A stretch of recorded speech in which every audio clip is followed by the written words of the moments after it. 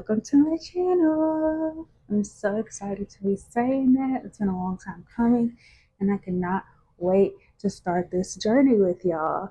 So, since this is my first video, I thought I would pop in before the TBR portion starts and tell you a little bit about who I am. So, my name is Erin. I'm 28, and I'm a Leo, if that matters to you. And I think, oh my gosh, this was like trying to set up a dating profile. Ew, the ick. But yeah, to give you an idea of my reading taste and kind of what to expect on the channel, I'll just kind of list off a couple of my favorites. So we have Faybound by Sarah Elarifi. We have Devon and Chris Plan a Wedding by Chinsia C. Higgins. We have Get a Life, Chloe Brown by Talia Hibbert. Only for the Week by Natasha Bishop. The entire Arc of a Scythe series by Neil Shusterman. Blood Like Magic, it's a duology by Lizelle Samberry. And then we'll just wrap up with the Atlas series by Olivia Blake. Okay, so rookie mistake. I filmed half of this with the little microphone turned off, so there are no sounds to these videos. So here I am again, refilming this, so you'll see me popping in throughout the TBR portion because there was no audio. Rookie mistake for sure. So if you see me popping in looking like this, that's why.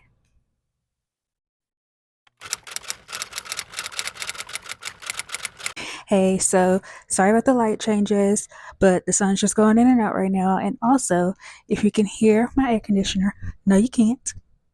Alrighty, so right now we're going to talk about my June hopefuls.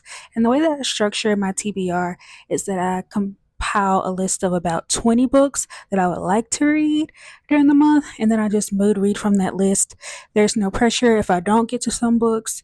And yeah, I just like it this way because I feel like I need a little bit of structure, but not too much. So yeah, let's get into these books.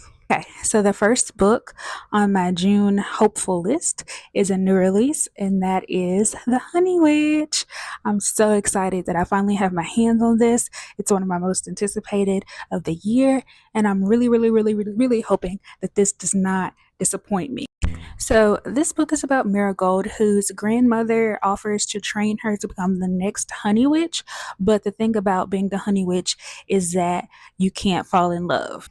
So then Lottie shows up and changes everything for Marigold, and I think it's gonna be something about Marigold maybe having to choose between being the Honey Witch and Lottie. Not really sure, but either way, I'm super excited to pick this one up. Next, we have A Wolf Steps in Blood, and this is by Tamara Jure, one of those. And I am super excited about this novella.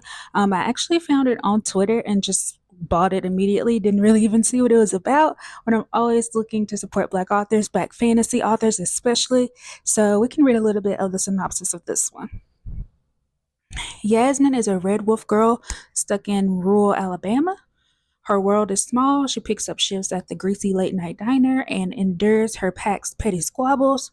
She's not good at being a wolf or human, directionless in life and disconnected from her ancestors. Blessed by a century-old enchantment, the local red wolves have escaped extinction by blending into the human world. But with the old witch's blessing wearing thin, the wolves face an uncertain future. And I'm usually not a wolf girly, but I think I could try for this one, so I'm really excited. Next up, we have another new release that I actually have an arc of, even though it's actually already published. I just didn't have a chance to get to it before it came out, and that is Truly Madly Deeply by Alexandria Bellefleur. I read the not finance fiance farce last year, and I thought it was really good, and so I was excited to pick up her newest release, which follows a romance novelist and a divorce lawyer who have sworn off relationships, and they agreed to co-host a podcast series together offering dating advice. And I'm assuming that this is where they're gonna fall in love, so I'm really interested to get into this. And next on my June list of hopefuls is The Rebel King by Gina L. Maxwell. And this is the second book in the Deviant Kings series. And if I'm not mistaken, there are 3 books and each book follows a different brother, but I think you still need to read them in order for plot purposes. Okay, to keep from spoiling the first book, I'm going to tell you a little bit about the Dark King. So, the Dark King is about Bryn, who wins a free experience at this really luxurious Las Vegas hotel. And so she goes out, she has a good time, and she wakes up married to the Fae King. And so she, of course, is thrown into this whole new world. And then there are secrets that come out about Bran and who she really is. So that's about as much as I could say. Fantasy romance slash romantasy vibes. So yeah. Next up, we have You Made a Fool of Death with Your Beauty by Kweke Mezi. And I have had this book on my TBR for years. I know it made the rounds when it first came out, and I've had it on my TBR since, and I just hadn't had a chance to get around to it, but I'm really excited. Now is finally the time. And this book is about an artist whose husband died about 5 years ago, and she's trying to get back out there and start living life after she's processed her grief. And I've heard it's a little bit of a messy drama with who she ends up dating, kind of how Stella got her groove back vibes. If you know, you know. So I'm really excited to get into this book. And I just realized that I'm literally saying how excited I am to get into all of these books, but I really am. Otherwise, I wouldn't be on my list of hopefuls. So maybe I can stop myself from saying that. But whatever, it's fine. Next on the list, we have A Touch of Malice by Scarlett St. Clair, and this is the third book in the Hades and Persephone saga. So I'm doing a reread of the series because the final book came out and I did not remember enough to just jump into that. The Hades and Persephone saga starts off with A Touch of Darkness, which is about Persephone, who is the goddess of spring, but only in title because whenever she touches a plant, they shrivel up and they die. And she is masquerading as a human in this world, in the city called New Athens. And one night she finds herself at Nevernight, which is a club owned by Hades, and she finds herself in a bargain with Hades, and he has charged her to create life in the underworld. And of course, if everything she touches dies, that's going to create a bit of friction. So we all know the story of Hades and Persephone and their love story, and this is just a new take on that. And to go along with continuing my reread of the Hades and Persephone saga, I also want to wrap up the Hades saga series as well. There are 3 books in that series that contain Hades POV of everything that's going on in the A Touch of books. So there is a certain order that Scarlett St. Clair suggests that you read it. You do A Touch of Darkness, then A Game of Fates, then A Touch of Ruin, then A Game of Retribution, and then where I am in the series is A Touch of Malice, and then I'll go into a Game of Gods, and then I'll wrap the whole thing up with A Touch of Chaos, which I think contains both of their POVs. So I'm excited to continue on with this and hopefully wrap it up as soon as next month. Moving right along, we have Kingdom of the Feared by Carrie Maniscalco, and this is the final book in the Kingdom of the Wicked trilogy, and I'm excited to be wrapping this up, mainly because I wanted to read this series before I jumped into Throne of the Fallen. Even though I know you don't have to, I just felt like I wanted that backstory and wanted to be able to, already know a little bit about the world before going into that one. So the Kingdom of the Wicked series is about twin witches, Amelia and Victoria, and they have spent their whole life, kind of knowing the basics of what it means to be a witch, but not really delving into what's and whys about their situation. And one night Victoria misses dinner and Amelia finds that she has been murdered. So Amelia makes it her mission to figure out who murdered her sister and why, and that even means dabbling in dark magic and summoning one of the princes of hell. And even though her grandmother has told her whole life to stay away from the princes of hell, he claims that he's on her side and also wants to know what's happening to the witches. So they join forces and try to figure out what happened to Victoria. So the next book on my list of June hopefuls is Evocation by S.T. Gibson. And let me tell y'all, don't get mad at me. Don't, please. But I was not a fan of A Dowry of Blood. Hear me out. I thought the writing was gorgeous. 6 stars just off writing. But the story wasn't really for me. So I was excited to pick up another S.T. Gibson because I did love the writing. So I'm hoping that this story will be more In the realm of what I like, this book is about David, who is a psychic prodigy, and he wants to build this grand, great life where he has a lot of power, a lot of influence. And of course, to get power, you usually have to do some things that are not the best. And so, some kind of way, David ends up with some kind of deal with the devil.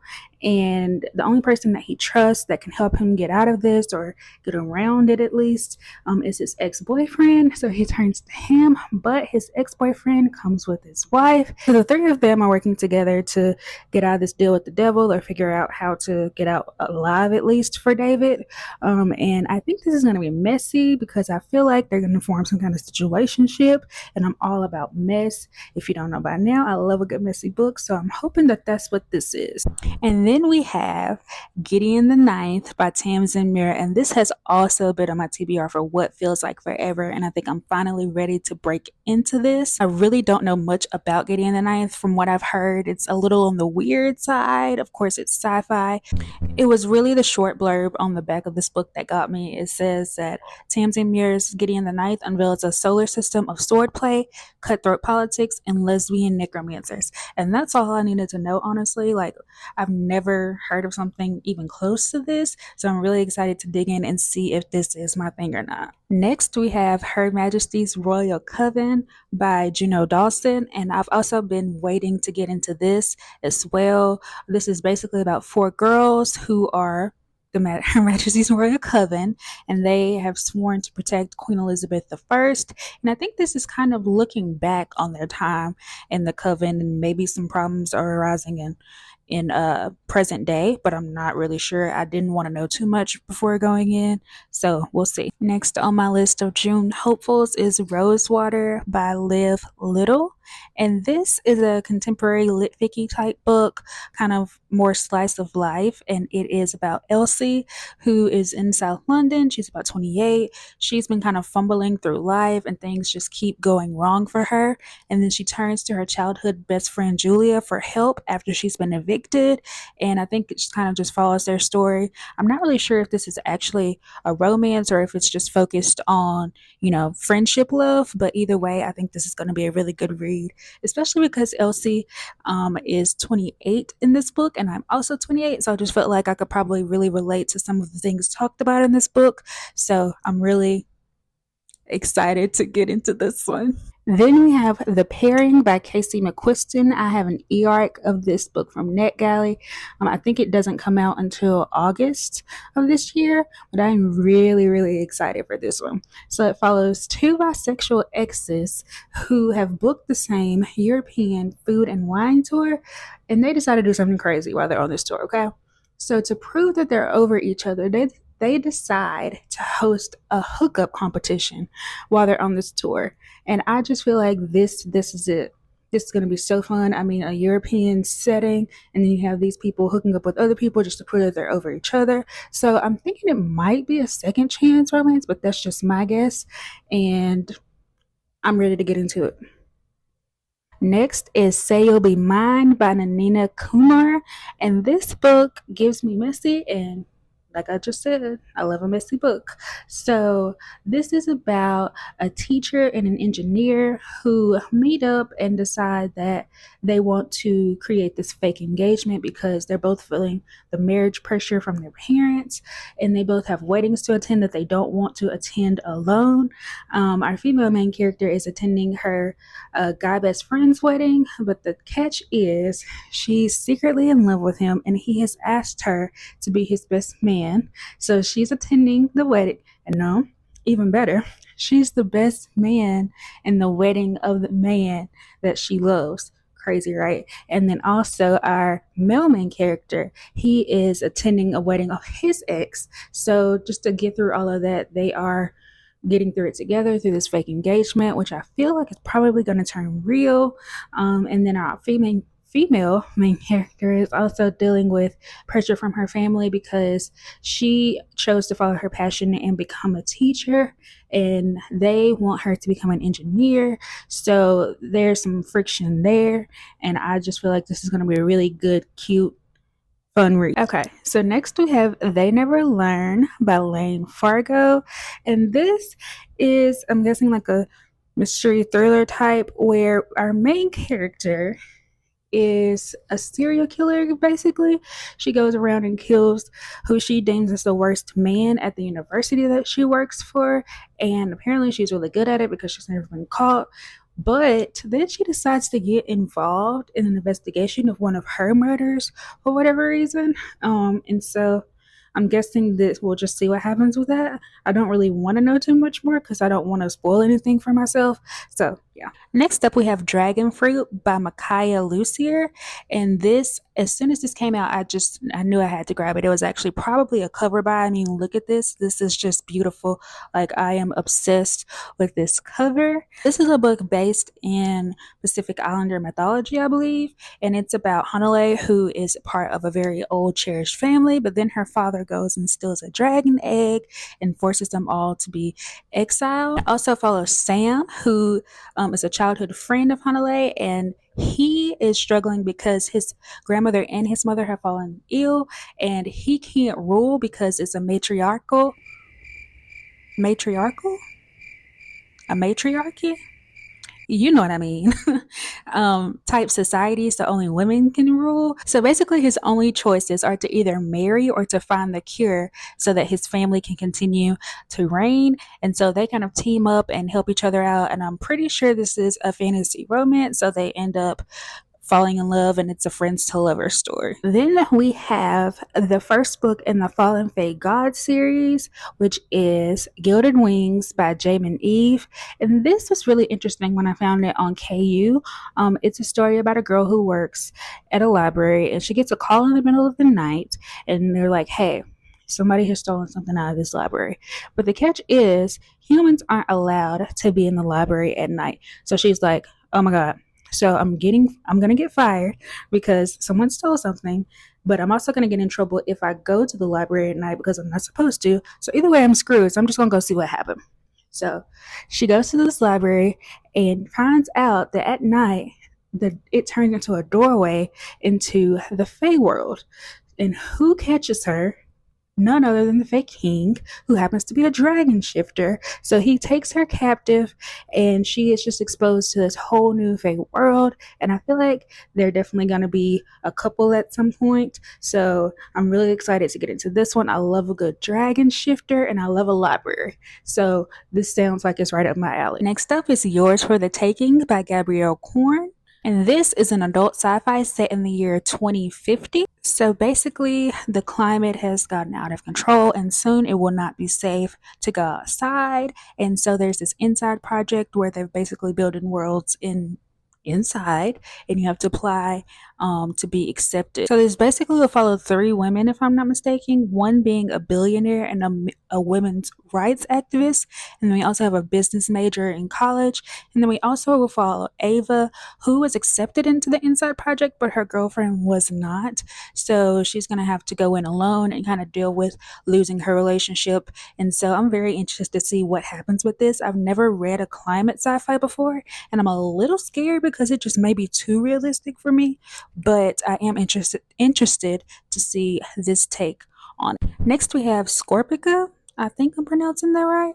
And this is by G.R. McAllister, and this is book one of the Five Queendoms series. So this is an epic fantasy about what happens when girls stop being born, because the kingdoms are queendoms, so we need queens to rule, and girls have stopped being born. So I think what really got me was I read a blurb on the back, and it says that this is an intoxicating brew of court politics, deadly magic, family rivalry, and enough swashbuckling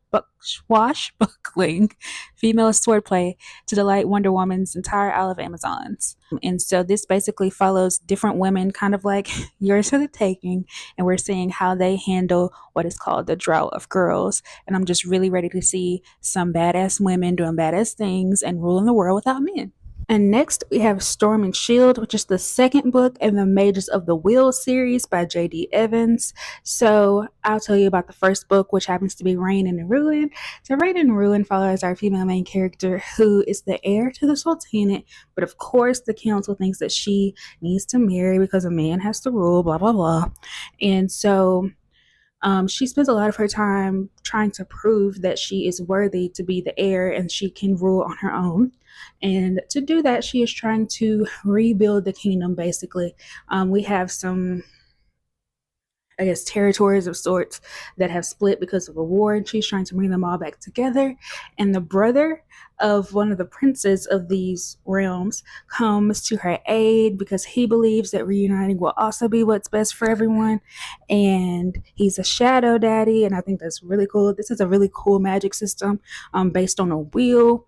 And I had a lot of fun with this one. I thought it was really cool. So if you're looking for something with a lot of political intrigue, this is something that you would enjoy. I'm not sure if this is like a series of interconnected standalones or if it's like a series you need to read in order, because all of the synopses for these are very vague, but I'll let you know once I get into it. Thank you so much for taking time out of your day to spend with me and watching this video. I can't wait to see where we end up with this journey. I am just really excited to finally be starting this channel and getting to talk about books and building this community. So please like and subscribe, all the other YouTube stuff that you know how to do. And I cannot wait to see you in the next video. Bye.